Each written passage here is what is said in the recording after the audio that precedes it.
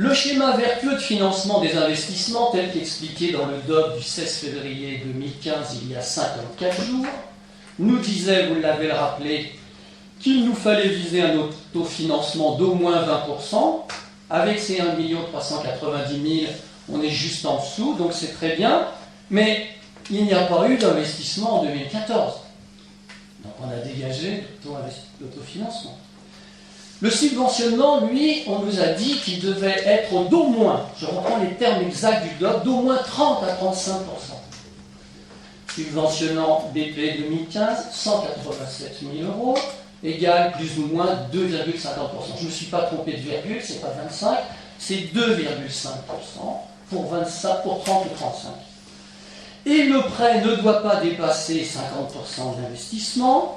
Avec 5 millions, bien qu'on nous a dit que c'était un plafond, mais nous, on peut juger que les chiffres qui sont là. Et si on a mis un plafond, c'est qu'on pouvait être amené à dépenser. Donc on va rester sur cette somme. Et 5 millions, ça représente un petit peu moins de 70%. Voilà. Alors là, on est interpellé. Abasourdi, 54 jours d'écart. 54 jours d'écart et autant d'écart dans les sommes. Comment appeler ça? Un schéma disvertueux, parce qu'il faut bien créer un néologisme pour décrire cette situation. Deuxième point, les charges de personnel. Dans le DOM, on nous dit la hausse des frais de personnel a été constante, largement supérieure à l'inflation. C'est une des explications de l'augmentation des dépenses de fonctionnement. En réalisé 2013, charges de personnel, je vous saute les euros, les centaines d'euros, 5 590. 2014, 5 880. Projeté 2015, 6 237. En moins d'un an, en fait. En moins d'un an. Vous faites plus de 647 000 euros d'augmentation, 11,56%, quasiment égal à la hausse de l'imposition fiscale. Juste sur la hausse des charges de frais personnels. Troisième point, les emprunts. Est-ce qu'il faut parler de ce schéma vertueux? C'est l'un des 3 piliers. Mais les emprunts, ça nous donne la dette. Dette globale fin 2013, 5 146. Dette globale fin 2014, 4 727. Dans le BP 2015, vous prévoyez jusqu'à 5 millions, ce qui serait 105,77% d'augmentation de la dette. Et même si vous empruntez en décembre 2015, ça ne changera pas le montant.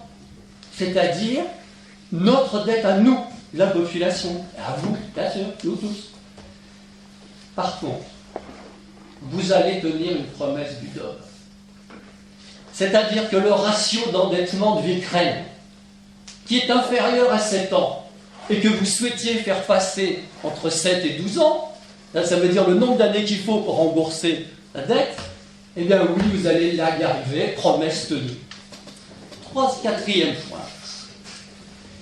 L'avenir des investissements, même dans le désarroi... Monsieur Giard, il vous reste 5 minutes. Non, parce que j'ai moi aussi... Il vous reste 5 minutes d'intervention. Pas du tout, parce que moi aussi j'ai le règlement intérieur. Ils sont limités à 10 minutes. Absolument pas. Numéro 4, l'avenir des investissements. J'ai dit même dans le désarroi, il faut parler de l'avenir. Le DOB du 16 février, il y a 54 jours, épargne brute 1068, épargne nette 148. Et là, bien sûr, vous essayez de présenter un 600 000 euros quelque part, mais vous avez quand même un résultat reporté d'1 348 000. Mais c'est plus de l'ajustement, c'est un autre paradigme. Un DOT, c'est quelque chose de sérieux. Quel commentaire on peut faire là-dessus? Parce qu'il faut essayer de comprendre. Où la gestion laissée par vos prédécesseurs n'était pas si mauvaise que ça. Et ça, vous ne pouvez pas le dire, puisque on n'a pas le droit de le dire, il faut dénigrer les prédécesseurs. Ou bien, après 321 jours de mandat, le 16 février, l'actuelle municipalité ne maîtrisait pas les comptes. Ah oui, c'est possible aussi. Ou bien vous saviez et vous avez fait de la com. Dans tous les cas, ce résultat était évident puisqu'il n'y a pas eu d'investissement en 2014. Alors, même combat que précédemment, j'ai demandé le 13 février, le 16 février, le 24 février qu'on m'explique comment on arrivait à 1068 dans le DOB, puis à 148 à la fin en épargne nette. Je n'ai jamais eu d'explication. Maintenant, j'ai compris pourquoi, puisque ce n'était pas les bons chiffres, donc j'en ai plus besoin. Par contre, j'ai toujours besoin de mon état financier du personnel. Mais on a aussi besoin de l'audit. financier. Vous savez, ce grand truc qui a été repris dans le Wilkren Mag, ah, c'est une bible pour moi, dans le Wilkren Mag d'octobre 2014, ah, je le consulte en permanence, un ouvrage de référence, et qui disait que la ville, en termes de matière financière, serait en train de virer à l'orange. Alors un audit, ça vous convient. Ça dépend ce qu'on demande aux auditeurs. 10 000 euros, 20 000 euros, 30 000 euros, on n'en sait rien puisqu'on ne nous donne pas les chiffres, on ne peut pas les retrouver dans le code administratif. Mais dans tous les cas, disons, allez, prenons 10 000, 20 000 dans cette fourchette. Mais ce n'est pas l'euro symbolique, c'est de l'argent public. Et comme c'est de l'argent public et important, nous devons y avoir accès. J'ai tout envisagé et on se dit, mais est-ce que cet audit a vraiment été commandé? Est-ce qu'il existe? Et si on n'a pas le fourni, on voudrait le savoir. Bon, dans tous les cas, les Wilkrenois veulent le savoir. En effet, dans le BP, vous sous-estimez vos recettes et vous surestimez vos dépenses en planquant de ci, de là des sommes. On ne sait pas pourquoi faire, des vagues explications tout à l'heure. Mais les œufs de Pâques, où on plante les œufs dans le jardin, c'était dimanche. Restez sur les faits et pas sur les faits de l'intention, monsieur. Donc on comprend. Ah mais non, pas parce que moi je vais vous dire, il ne me reste rien du tout, je vais jusqu'au bout pour le règlement intérieur. Parce que si vous ne respectez pas le règlement intérieur, là on ira beaucoup plus loin. Vous n'êtes pas au théâtre, vous Non mais il n'y a pas de théâtre, il y a des chiffres. Alors, donc on comprend bien que vous avez, je ne changerai pas mon propos, on comprend bien que vous avez, oui mais laissez compte, ce temps ne compte pas, puisque vous m'interrompez en permanence. Nous comprenons que vous avez été sensible à mon argument évoqué dans le DOM, qui expliquerait que vous ne dégageriez pas l'épargne suffisante, bien des chiffres importants ça, et que vous serez amené à emprunter 2,5 millions. Je risquais pas de me tromper, vous mettez 5.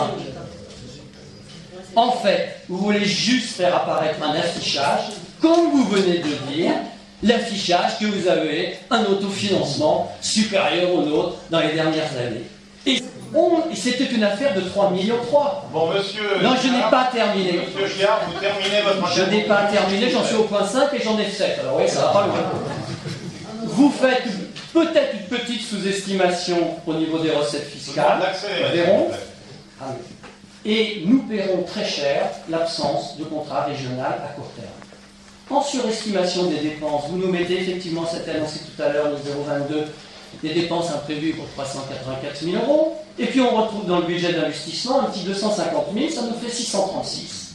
Est-ce que 636 000, est-ce que c'est la sagesse avec 5 millions d'emprunts? Et là encore, ça correspond plus ou moins à l'augmentation des impôts. Monsieur Giard, sixième point. Votre intervention, je terminerai mes deux derniers points. Je terminerai mes deux derniers points.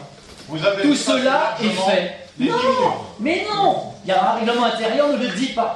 Dans la séance normale, dans les autres conseils, vous pourrez faire ça. Je le veux. Bien sûr, mais vous pouvez ne pas respecter le règlement intérieur. Je respecte le règlement. Non, pas du tout, je vous l'ai expliqué. Le règlement intérieur, celui articles 16 et 17, est différent du 15. Votre intervention. Eh bien, je conclus par le point 6 et par le point 7 que tout cela n'est fait que pour justifier la hausse d'impôts. Une hausse d'impôts, c'est pas tabou, on a le droit de le faire, mais à condition qu'on réponde à des choses vraiment graves. Pourtant, déjà, les taux de Wilkren sont élevés dans le Val-de-Marne. Tout le monde faut faire des efforts, mais il y a des endroits où c'est pas très flagrant dans le budget. Gouverner sur 6 ans, vous êtes obligé d'anticiper qu'il va y avoir des populations qui vont arriver, au moins 10%, sinon 15%. Bon, vous ne prévoyez pas, on ne sent pas comment vous prévoyez cette chose. Les conditions de franchissement du seuil de 10 000 habitants pourraient valoir des recettes supplémentaires à la ville en dégel. Il y a des réserves d'autofinancement, mais non, mais c'est le budget principal. Je vous ai demandé de conclure. Mais je conclurai par le point 6 et par le point 7, c'est clair. Bien. Les 5 millions d'emprunts. Je suis désolé. Mais c'est inadmissible. Mais non, c'est pas vous ne respectez pas. Monsieur, je vous ai demandé de conclure plusieurs fois. Ça fait un quart d'heure que vous avez la parole. C'est bien. Je vous laisse 2 minutes pour conclure, c'est tout. Donc, ce que vous allez gagner, c'est que ce document va être diffusé encore plus. C'est tout ce que vous allez gagner. Donc, je voulais essayer de vous expliquer que cette hausse n'était absolument pas nécessaire. J'ai simplement vous expliquer un truc, une seconde. Peut-être 2 minutes 10 alors dans ce cas-là, mais moi j'ai pas cédé encore. Faisons un petit calcul, vous avez mis 700 000 euros par année, multiplié par 6 parce que vous ferez voter 6 budgets, ça fait 4 millions d'euros. Vous ne rentrez pas l'entrée de l'apport des populations nouvelles. Les personnes du bas d'Auteuil plus d'autres. Si on prend une voie tout à fait moyenne, on rentre encore 4 millions. Et puis il y a cette histoire des promoteurs de 2 millions. Vous êtes sur un matelas de 10 sur 6 ans, et vous êtes en train de demander des emprunts. Et vous ne comptez pas l'éventuelle revente du terrain d'Attilly. Il n'y a aucune justification à la surcharge d'impôts à l'heure actuelle, avec une ambition aussi faible. Des bijoux de famille pour arriver Non. à un budget. Alors ne m'interrompez pas si vous voulez une conclusion. Dans votre conclusion, je ne vais même pas pouvoir relever ce qu'il y a dans le compte administratif d'absolument extraordinaire. Sauf des baisses aux associations, sauf des baisses à la culture, sauf les familles qui trinquent pour 800 000 €, sauf la baisse du budget fourniture des écoles, etc., etc. On notera quand même les changements de porte du bureau du maire, travaux supplémentaires 5250, ou c'est une porte de château, ou c'est une porte de bunker, j'en sais rien. Et l'installation d'un téléphone dans le bureau d'une adjointe pour 872,40 €, alors ça c'est un central de surveillance. Bien, donc, j'attends l'explication et j'attends, et après c'est ma...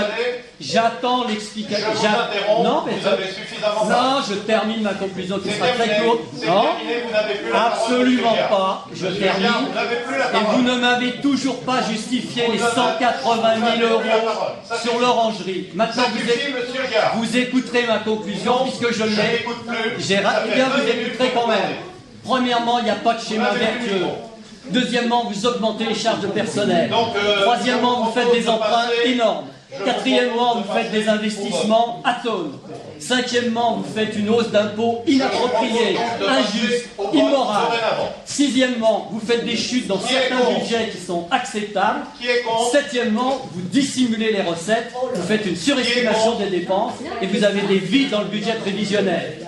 Et je vous dis que dans votre budget prévisionnel, il y a certains ingrédients qui font partie d'un budget insincère. Monsieur Gard, attention à ce que vous dites. Je répète ma phrase. Nous allons passer au vote. Non, c'est terminé. Eh bien, vous retirez. Allez, on y va. Allez. Eh bien, vous retirez. Ça n'a pas d'importance. Ça montre la... Ah, pardon. Notez.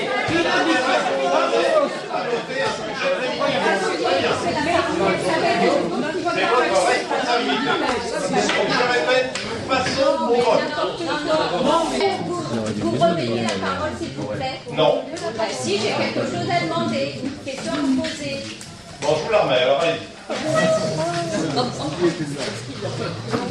voulais simplement vous poser une question. Donc, j'ai pointé l'intégralité des subventions prévues dans votre budget primitif par rapport à celles qui étaient versées les années précédentes.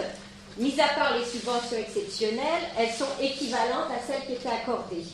Par contre, nous nous étonnons de constater que seules 2 associations, sauf erreur de ma part, voient leurs subventions baisser. Et de plus, de manière très significative, puisque les subventions diminuent de 20%. Il s'agit du comité des fêtes et de la CSFV. Pourtant, il me semble qu'elles ont trouvé la qualité de leurs prestations, donc depuis déjà leur création, et ce, suivant les différentes municipalités. Le comité des fêtes existe quand même depuis plus de 40 ans. Et la dernière chose que je voulais vous demander, quels sont les critères retenus pour les attributions de ces subventions? Et donc je demanderais savoir si c'est une sanction ou une punition pour ces 2 associations.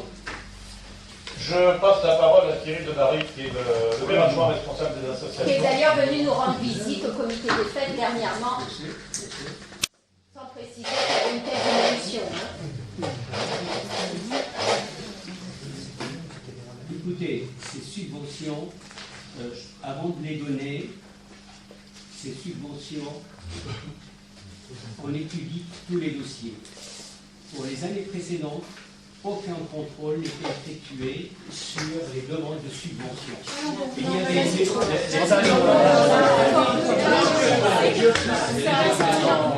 Non, c'est trop, c'est trop. Aussi d'entendre ça. C'est pas possible. C'est pas possible.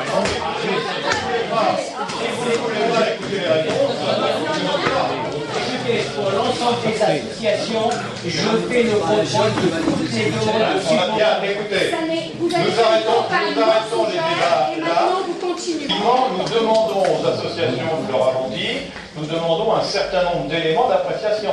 Les subventions ne sont pas un droit pour les associations.